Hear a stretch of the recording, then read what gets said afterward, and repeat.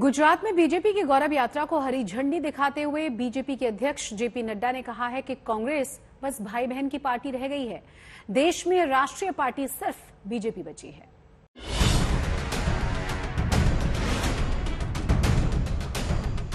ये गौरव यात्रा सिर्फ गुजरात की गौरव यात्रा नहीं है, ये गौरव यात्रा भारत के गौरव को स्थापित करने वाली गौरव यात्रा है। प्रधानमंत्री नरेंद्र मोदी का 3 दिन का गुजरात दौरा मंगलवार को खत्म हुआ था और बुधवार को ही बीजेपी अध्यक्ष जेपी नड्डा गुजरात पहुंच गए। साफ समझ आता है कि बीजेपी के लिए गुजरात का रण जीतना कितना जरूरी है और वो भी क्यों न दूसरे राज्यों के वोटरों को बीजेपी गुजरात मॉडल का ही तो उदाहरण देती आई है और पार्टी को पूरा यकीन है कि 27 साल के शासन के बावजूद पीएम मोदी और गृह मंत्री अमित शाह के गुजरात में इस बार भी उसकी वापसी होगी। एंटी इनकम्बेंसी को पार्टी कोई फैक्टर ही नहीं मानती। जीत की उम्मीद के साथ जेपी नड्डा ने मेहसाणा से गौरव यात्रा को रवाना किया। कोई भारतीय जनता पार्टी की गौरव यात्रा नहीं है, ये यात्रा निकालने वाली भारतीय जनता पार्टी हो सकती है। ये गौरव यात्रा सिर्फ गुजरात की गौरव यात्रा नहीं है, ये गौरव यात्रा भारत के गौरव को स्थापित करने वाली गौरव यात्रा है।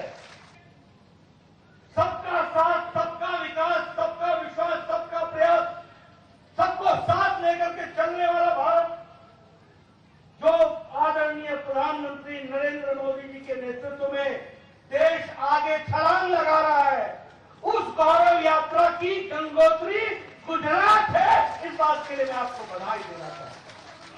भारत को आधुनिक भारत बनाते हुए दुनिया के नक्शे पर खड़ा करने का काम किया तो आदरणीय नरेंद्र भाई मोदी जी ने किया, ये भी हमको याद है। अगले 2 दिन में बीजेपी ऐसी 5 यात्राओं को लॉन्च करेगी जो गुजरात के अलग अलग हिस्सों को कवर करेंगी। गुजरात गौरव यात्रा 20 अक्टूबर तक चलेगी और प्रदेश की 182 में से 144 सीटों को कवर करेगी। बीजेपी की गुजरात गौरव यात्रा का एक धार्मिक एंगल भी है। अगले 10 दिन में चलने वाली 5 यात्राओं का रूट मंदिरों से शुरू हो रहा है और कुछ का तो समापन भी मंदिरों में ही होगा। पहली यात्रा मेहसाणा जिले के बहुचराजी के सूर्य मंदिर से माता नोबड़ में आशापुरा माता मंदिर तक जाएगी। दूसरी यात्रा तीर्थ नगरी द्वारिका से पोरबंदर में महात्मा गांधी की जन्मस्थली तक जाएगी। तीसरी यात्रा अहमदाबाद के झांझरका के सवैया नाथ जी धाम से शुरू होकर सोमनाथ मंदिर पर जाकर खत्म होगी। चौथी यात्रा नवसारी जिले के वसंत तालुका में उनाई माता मंदिर से अंबाजी के मंदिर तक जाएगी और 5वीं यात्रा भी उनाई से शुरू होगी और उसका समापन खेड़ा जिले के फागवेल के भातीजी महाराज मंदिर में होगा। बीजेपी की चिंता गुजरात में 2002 के विधानसभा चुनाव से उसका गिरता प्रदर्शन रहा है। 2002 में बीजेपी ने गुजरात की 182 में से 127 सीटें जीती थी, जबकि 2017 में बीजेपी के खाते में कांग्रेस की 77 के मुकाबले 99 सीटें आई थी। कांग्रेस पर हमला बोलते हुए जेपी नड्डा ने अपने भाषण में कहा कि कांग्रेस में सिवाय वंशवाद के कुछ नहीं बचा। नड्डा शिवसेना को भी लपेटे में लेने से नहीं चूके। कांग्रेस भी सिकुड़ गई, कांग्रेस भी कमजोर होकर के सिकुड़ गई और न ये अब राष्ट्रीय पार्टी रह गई है, न ये भारतीय पार्टी रह गई है। अब ये सिर्फ भाई बहन की पार्टी है, बाकी सब ताली बजाओ, थाली बजाओ, छुट्टी पाओ, तुम्हारा कोई काम नहीं। अभी ये शिवसेना भी टूट करके शिवसेना बची, नहीं तो ये भी परिवार की पार्टी हो गई थी। ये भी हमको ध्यान रखना है। अब जाकर के जब शिंदे साहब आए हैं तो उन्होंने विचार की बात की और परिवार की पार्टी टूटी। मित्रों, ये भारतीय जनता पार्टी है अकेली जो विचारों की पार्टी है, अखिल भारतीय पार्टी है। ऊपर से लेकर नीचे तक यह विचारों से लैस और विचारों के प्रति समर्पित पार्टी है, ये हमको ध्यान रखना है। बीजेपी की गुजरात गौरव यात्रा का रूट इस तरह बनाया गया है कि वो ज्यादा से ज्यादा आदिवासी इलाकों से होकर गुजरे। दरअसल 2017 के चुनाव में बीजेपी का प्रदर्शन आदिवासी इलाकों में अच्छा नहीं रहा था। आदिवासी वोटर परंपरागत रूप से कांग्रेस को वोट देते आए हैं। अब आम आदमी पार्टी भी इन वोटरों को लुभाने में लगी है। गुजरात विधानसभा में कुल 27 सीटें आदिवासियों के लिए आरक्षित है। इनमें से 2017 में बीजेपी को महज 9, भारतीय ट्राइबल पार्टी को 2 सीटें मिली थी, जबकि कांग्रेस ने 16 सीटों पर कब्जा जमाया था। ऐसे में बीजेपी का पूरा जोर आदिवासियों को अपने पक्ष में लाने में है। भूपेंद्र पटेल के मंत्रिमंडल में इस वक्त 4 आदिवासी मंत्री हैं और अब 10 दिनों तक चलने वाली गुजरात गौरव यात्रा के दौरान आदिवासी इलाकों में बीजेपी के तमाम दिग्गज पूरा जोर लगाएंगे। गुजरात में जब भी बीजेपी ने गौरव यात्रा निकाली उसे फायदा हुआ। गुजरात में सांप्रदायिक दंगों के बाद तब के सीएम नरेंद्र मोदी ने 2002 के चुनाव से पहले गौरव यात्रा निकाली थी और 2017 के चुनाव से पहले भी बीजेपी ने गौरव यात्रा निकाली थी। परिणाम सबके सामने है। मेहसाणा से सौरभ वक्तानिया के साथ गोपी घांगर, अहमदाबाद, आज तक। ठाकरे गुट ने अंधेरी ईस्ट विधानसभा सीट से ऋतुजा लटके को अपने उम्मीदवार बना दिया है, जो बीएमसी में क्लर्क हैं। 14 अक्टूबर नामांकन की आखिरी तारीख है।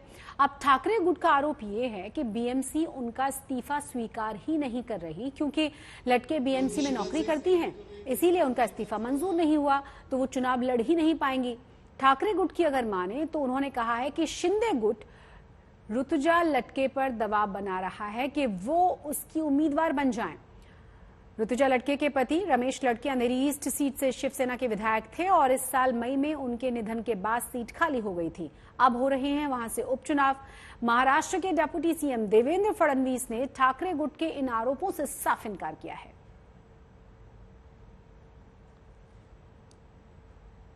से भी महानगर पालिका के इस्तीफे के बारे में उनके अपने नियम होते हैं, उनको उसकी पूरी स्वायत्तता है। सरकार उसमें कोई हस्तक्षेप नहीं करती, इसलिए हमारे हस्तक्षेप का कोई सवाल नहीं है। जो बड़ा साहब की शिवसेना है और भारतीय जनता पार्टी है, ये दोनों मिलाकर ये चुनाव लड़ने वाले हैं। इसमें किसका उम्मीदवार लड़ेगा ये हम साथ में मिलकर तय करेंगे, उसके बाद उसकी घोषणा हम करेंगे। और सामने वालों को कौन उम्मीदवार लड़ाना है ये उनका खुद का मसला है, उसमें हम नहीं पड़ने वाले। दिल्ली महिला आयोग की अध्यक्ष स्वाति मालीवाल ने आईबी मंत्री अनुराग ठाकुर को पत्र लिखकर मांग ये की है कि रियलिटी शो बिग बॉस में से फिल्म मेकर साजिद खान को हटा दिया जाए। 2018 में आपको याद होगा, करीब 10 एक्ट्रेसेस ने और मॉडल्स ने मी टू अभियान के तहत साजिद खान पर यौन शोषण के गंभीर आरोप लगाए थे। स्वाति मालीवाल का ये भी आरोप है कि साजिद खान को हटाने की जब से उन्होंने मांग की है, उसके बाद से लगातार उन्हें रेप की धमकियां दी जा रही हैं।